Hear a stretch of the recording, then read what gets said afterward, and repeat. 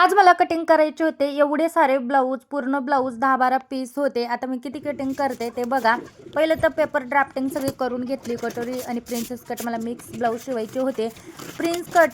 कटोरीची मी drafting करून घेतली, त्यानंतरनं cutting करून घेतली. तर मी सध्यापुरता 1-2च ब्लाऊज कटिंग करणार आहे आणि बाकीचे 2 पीस आहे ते म्हणजे असे दिवसभरात मी कटिंग, स्टिचिंग असं सगळं टोटल शेवट मी तुम्हाला दाखवणार आहे. तर इथे कटिंग करून घेतलं, लगेच मी शिवायला बसले. तर पहिलं आहे ना कटोरीचं ब्लाऊज मी हाती घेतलं शिवायला. डबल कटोरीचं मला शिवायचं होतं, तर इथं लगेच शिवायला बसून गेले मी. इथं डबल कटोरी एकदम छान अशी सुंदर झालेली होती, बघू शकता. फिनिशिंगसुद्धा खूप सुंदर आलेली होती.